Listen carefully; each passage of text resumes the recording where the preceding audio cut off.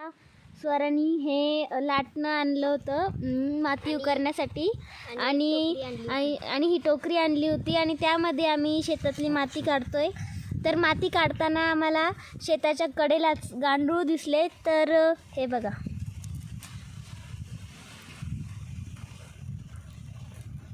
गांडूळ शेताच्या कडेलाच आम्हाला इथे गांडूळ सापडले.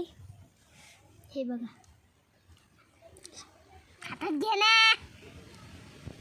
शिवांश तुला दिसले का गांडूळ? मग कुठे? हे बघा, शेताच्या कडेला गांडूळ सापडताय. तर मग आतमध्ये किती असेल हा प्रश्न पडलाय.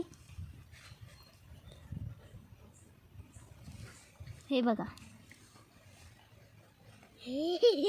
कसं आहे ते असे गांडूळ आम्हाला शाळेच्या प्रोजेक्टसाठी जेव्हा आम्ही माती घ्यायला आलो तेव्हाच आम्हाला इथे सापडले. शेताच्या कडेलाच आम्हाला गांडूळ सापडत आहे मातीमध्ये.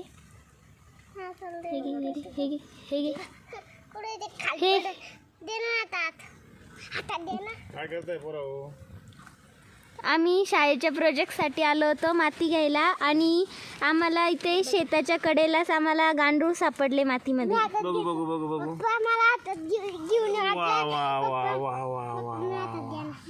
वा वा वा.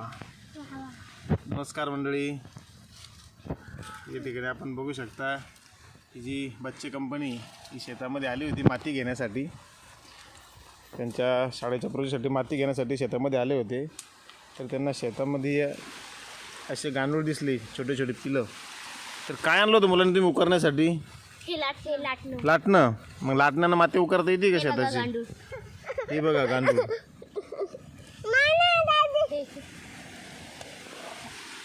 लाटण्यानं सुद्धा माती उकरता येते. आणि ही जमीन इतकी सुपीक झालेली आहे, इतकी भुसभुशीत आणि सुगंधित झालेली आहे की ती सहज हातानं वाकरता येते. आणि त्याचा सुगंध आपण बघितला, खूप छान तिचा सुगंध आहे. कसा येतो मुलांना वास? एकदम अमृतासारखा खूप छान वास येतो या मातीचा. पहिले पावसाने येतो का? हो हो, जो आपला पहिला पाऊस पडतो तसा येतो. हो तसंच वास येतो. शिव तुला येतोय का? शिवांशला पण आवडला वास. अजून बघा बरं गांडूळ सापडतो का आपल्याला? गांडूळ नाही पण इतर किडे सापड इतर कीटक दिसत आहे आपल्याला. तर हे सर्व जे कीटक दिसत आहे आपल्याला, हे मातीतले डोळ्यानं दिसणारे आणि न दिसणारे जीवाणू सतत आपल्या मातीमध्ये जमीन सुपीक करण्याचं काम करत असतात. हे समजलं का तुम्हाला? आपली जमीन सुपीक होण्यासाठी डोळ्यानं दिसणारे जीवाणू आणि न दिसणारे जीवाणू हे सर्व आपल्या माती सुपीक करण्यासाठी आपलं काम करत असतात. पण तुम्हाला एक माहिती आहे का की त्यांना ते काय खात असतील? सांगा बरं. हे बघा, दुसरा एक गांडूळ आम्हाला मिळाला या ठिकाणी. हे बघा, तिसरा एक गांडूळ मिळाला आम्हाला या ठिकाणी. हे बघा, थांब थांब थांब थांब बाळा. वा वा वा वा. तुम्हाला एक माहिती आहे का की हे गांडूळ किंवा हे जे शेतातले जीवाणू आहे तर हे कसे जगत असतील? काय खात असतील बरं ते? सांगा बरं, कोण सांगतं? सई तू सांगते का? भाग्यश्री तू सांग. शेतामध्ये गांडूळ किंवा जीवाणू काय? बरोबर. म्हणजे शेतामध्ये जसं आपल्याला जेवायसाठी आपण स्वयंपाक करून खातो तसा जीवाणूंना सुद्धा त्यांचं अन्न शेतामध्ये असणं गरजेचं आहे. पण त्यांचं अन्न म्हणजे कुजलेला काडी कचरा किंवा पिकांचे अवशेष. आणि तेच आपले शेतकरी पिकांचा अवशेष ठेवत नाही जमिनीत. जमिनीवर अत्याचार करतात, ट्रॅक्टरची नांगरट करतात, रोटावेटर करतात आणि हे सगळे सूक्ष्मजीव जीवाणू हे सगळे मरून जातात. मग आता विचार करा, ह्या एवढ्याशा जागेत आपल्याला इथं 5-6 गांडूळ सापडत आहे. तर मग एक विचार करा की आपलं जे शेतामधली माती आहे ते किती असेल? खूप. तिचं आपण वजनसुद्धा करू शकत नाही. तर एवढ्या मातीमध्ये किती किती किती गांडूळ असतील?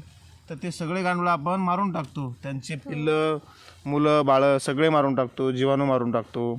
आणि मग असं यांना मारून टाकल्यामुळं आपण सुद्धा दुःखी होतो. आपलं उत्पादन होत नाही, आपली जमीन गरीब राहते. परंतु असं SRT पद्धतीने जर आपण शेती केली, पिकांचे अवशेष जर आपण जमिनीत ठेवले तर ते जीवाणूंचं खाद्य तयार होतं आणि आपली जमीन श्रीमंत होते.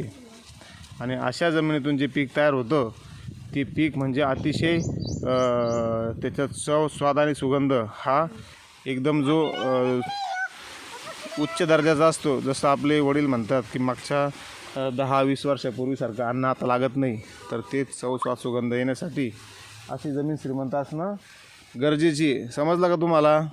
मग त्यासाठी तुम्ही काय सांगशाल? आम्ही असं सांगू का आपण जमीन नांगरली नाही पाहिजे. बरोबर, जमीन नांगरली नाही पाहिजे आणि जमिनीवर काही काडी कचरा पेटवला नाही पाहिजे. त्याने काय होतं, जमिनीतले जीवाणू मरून जातात, आहे की नाही?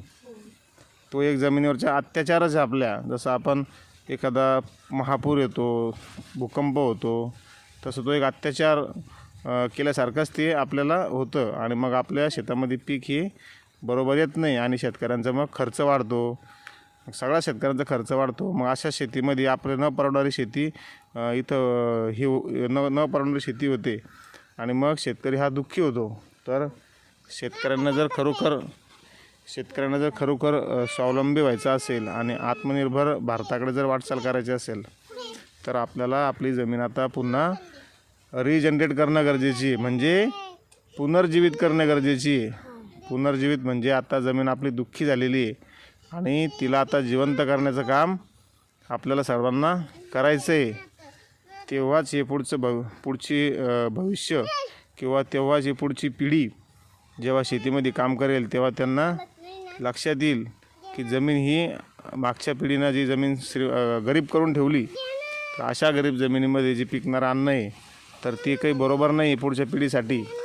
जर आपल्याला अजून तरक्की करायची असेल आणि भारत हा अजून स्वयंपूर्ण करायचा असेल तर आपल्याला अशा शेतीमधलं अन्न जे आम समाजाला गरज आहे ते आपल्याला तयार करावं लागेल.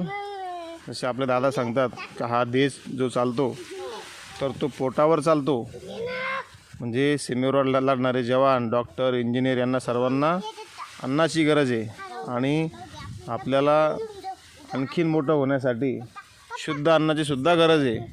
तर असं अन्न फक्त SRT शेतीमधून तयार होतं आणि अशा अन्नातून खूप चांगली प्रगती आपल्याला करता येईल. आपल्या देशाचं खूप चांगलं भविष्य निर्माण होईल. तर त्यासाठी शेतकऱ्यांनी SRT पद्धतीनं शेती केली पाहिजे, जमीन नांगरली नाही पाहिजे. आता हे तुम्हाला ऊस आवडतोय का? हां, चांगला आहे ना ऊस? बरं. अजून काय सांगशाल तुम्ही? हां, प्रयत्न करायचे. हो, प्रयत्न करायचे. कशाचे प्रयत्न करायचे बाळा? कशाचे प्रयत्न करायचे सांग ना. सांग. हां, हा एक शिवांश सांग ना. तर असे हां, ऊसाचे प्रयत्न करायचे. वा. शेती करण्याची छान. तर ही माती तुम्ही कशासाठी घेतलेली आहे? ही स्कूल प्रोजेक्टसाठी. बरं, स्कूलसाठी घेतलेली आहे का? छान.